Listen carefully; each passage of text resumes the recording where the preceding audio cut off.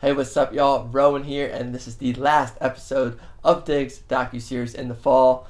I'm sure you watched it, but we lost in the pre-quarters at the national championships to Philly Pac-Man. In this game, I'll take you through a little bit of what Nationals looks like as a player, but also specifically break down that final game. My friend Richard was out there filming some games, so follow his channel in the description below. He'll be releasing the full game in its entirety and some other games from the weekend. Anyways, let's dive into it and give you an inside look at U.S. Club Nationals. One of the best parts about Nationals is staying in a huge house or two with your team. We are going back to the same place as we got last year. The pool, a hot tub, maybe 20 different rooms, and it's just a mansion up on the hills in La Jolla, California. No and dig, first day, everybody's trying to get to the beach. We got some surfers. We just got people trying to be active, body surfing, getting tossed around, getting really crushed in that water. I stayed on the shore, saving the legs, saving the body, but did play a little bit of double disc court with Tobe, Cole, and Dinger. Me and Tobe, of course, swept the competition in a little bit of DDC, and then it was back to the house and getting our food and everything ready for the week. I'm a big believer in cooking for the week and prepping, so I had all my stuff squared away.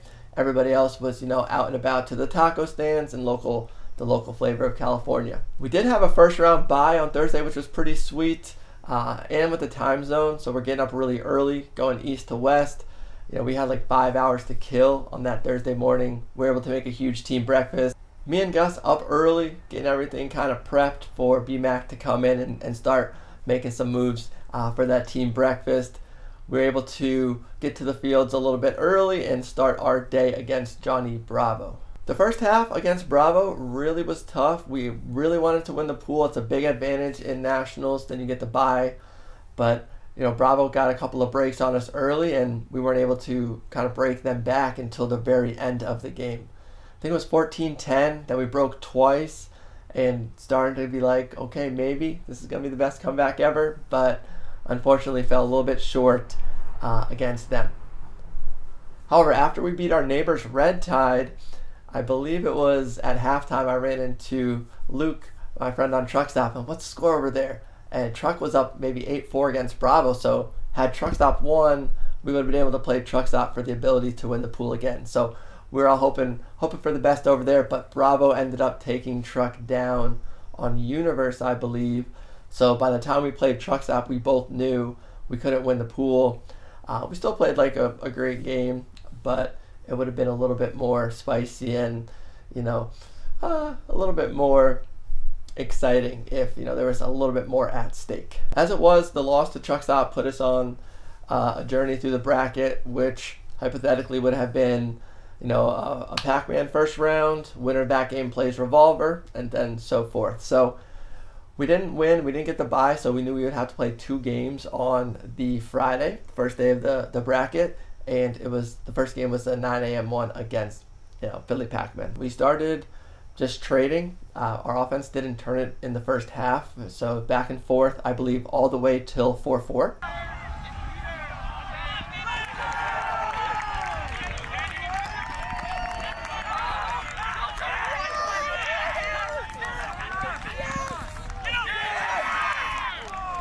And Turner came over the pack and made a huge block. He had a few head injuries this year, so he took an injury sub, and yours truly came in to pick up the disc.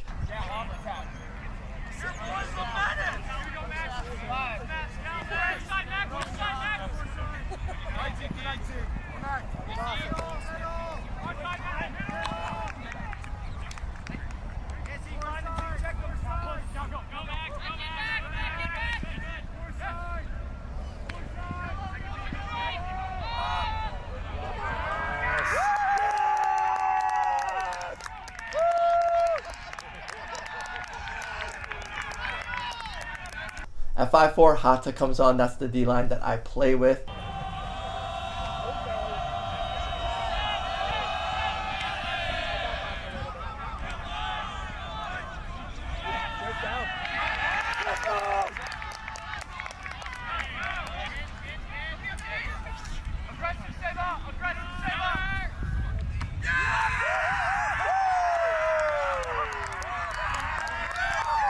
and we also are able to get a break. They have a miscommunication in the red zone, and Peter hits Emmett over the top for an easy goal. We take half 8-6.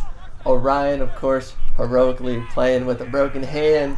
He suffered maybe 2 weeks before Nationals, making a crazy layout catch on a hammer, kind of rolled up into his hand, broke 2 bones right then, got surgery right away, and the doctor said, yeah, you can probably just go for it. His hand was a balloon all weekend, but he was fighting through, and he still, even with the broken right hand, was one of the best players at the tournament in my opinion. Coming out of half, 8-6 receiving, we were broken, which closed the gap to 8-7.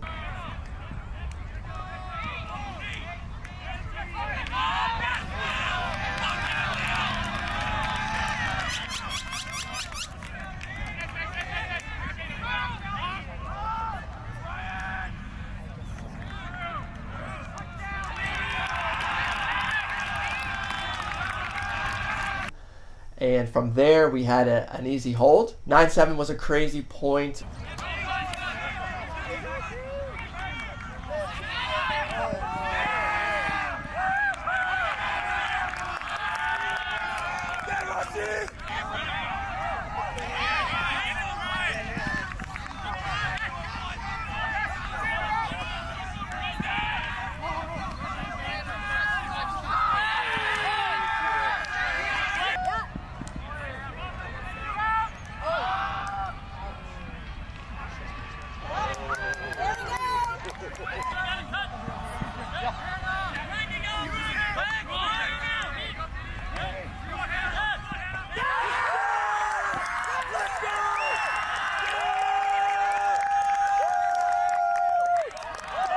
We get a huge block from Seba Orosi and unfortunately cough it up, but then they try to milk the disc in backwards. Dangerous game, and they drop it, and then we go 70 yards to secure the full break. At 10-7, we get the disc. Ethan hits me on his high release flick, flowing to that break side. It's my favorite place to huck the disc. I see Gabe going. Me and Gabe had great chemistry, great connection all week. I threw him a trust ball.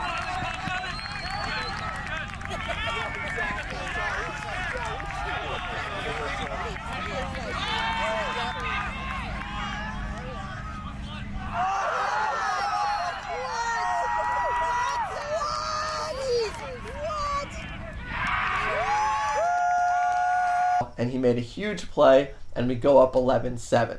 After 11-7, maybe there was a spike, a celebration. We got another blue card. The game was not chippy at all. I mean, even at halftime, the observers came up to both, Spirit captains and were like, checking in, how's the chippiness, how's the physicality. Both teams were like, it's totally fine. I'm not sure where the rumor that it was a chippy game came. There was a lot of blue cards just because I think there was a lot of spikes at Nationals elimination game. But yeah, it was not chippy at all. But we did get another blue card, so they started the disc with the reverse brick. They scored here to make it 11-8, and then from there, Pacmen broke twice.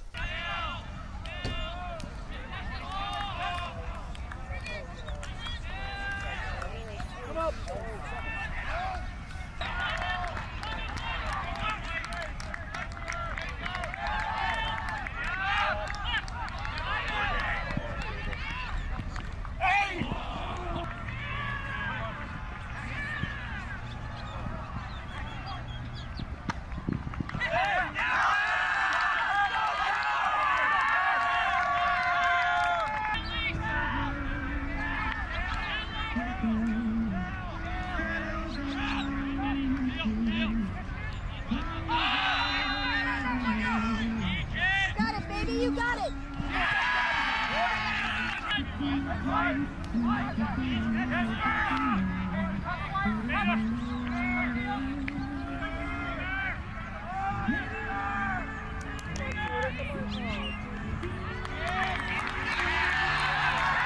All right, after that 3-goal run, the hold break, the D-line O goes out there.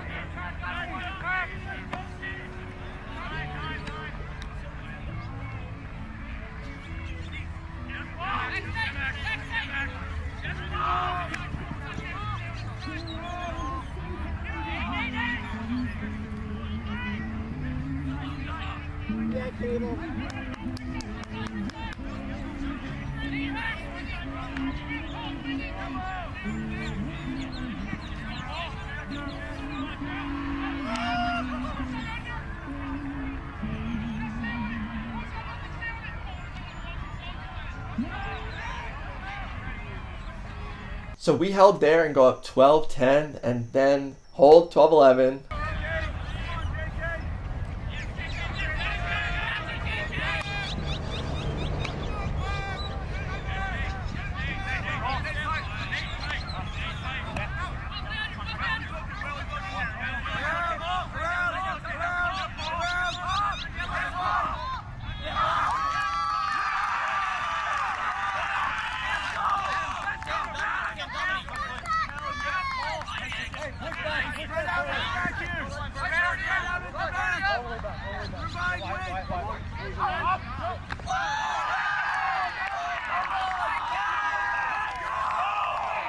Break, tie game at 12.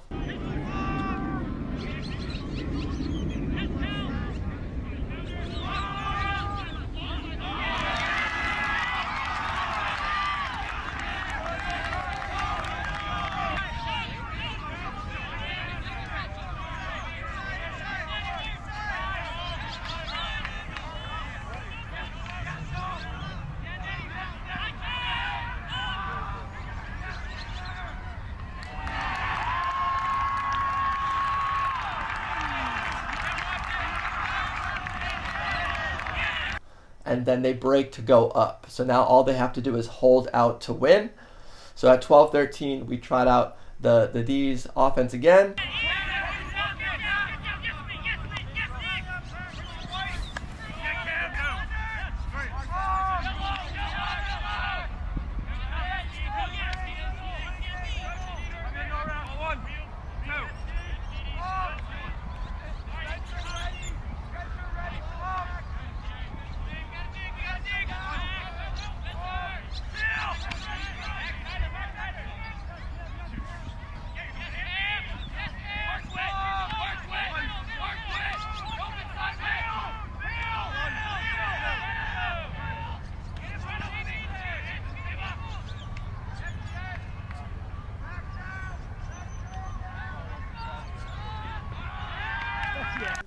We get a hold there. It's 13-13, and it looks like we'll have one or two cracks to break to win the game, depending on when the cap goes off. 13s would prove to be our best opportunity.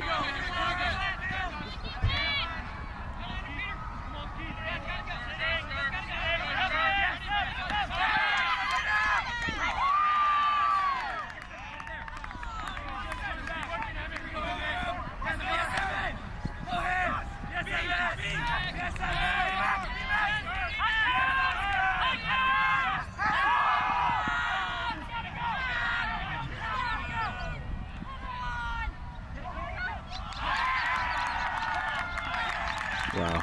Emmett, one of our best defenders, gets a full hand on a disc. He has played it so well, punched it away, but then Sam, who threw it, Sam Grossberg, made a layout catch on it.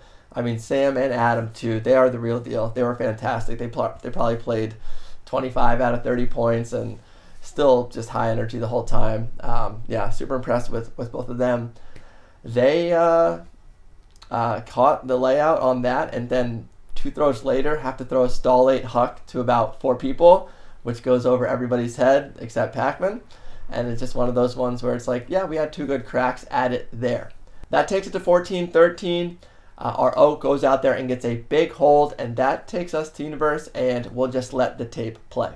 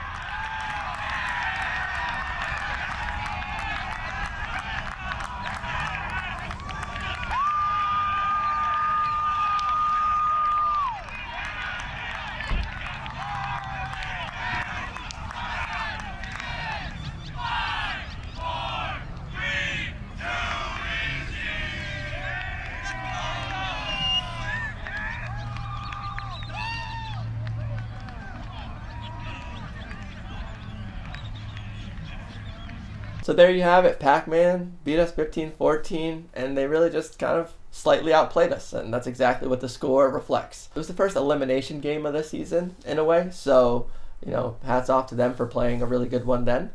And, yeah, we lost, and we scratched and clawed through the back door to remain in the Pro Championships, which takes a lot of heart. Kind of sucks losing, and then we had to play 2 more games on Friday, right after the season, and our goals were all shattered. So that was 3 games Thursday, 3 games Friday, and when you play at Nationals, like each game, it feels like 5. Just on your body, the mental, it's taxing. So we're trying our best. We're going to the beach, going out, getting our spirit recharged a little bit. Obviously, it's the saddest thing in the world when you're eliminated at Nationals, especially, you have another game on Saturday, the ability to put yourself in a good position next year. But it's something just a little bit off. So we played that one and won again. And yeah, from there it was just a lot of team time. That Saturday afternoon when the season was over, we had a great meeting. We all just kind of shared how we were feeling, which is really important for teams to do. And then, we went to the beach and played some volleyball. And honestly, that was one of the funnest games all weekend. That 6-on-6 volleyball with a flat volleyball.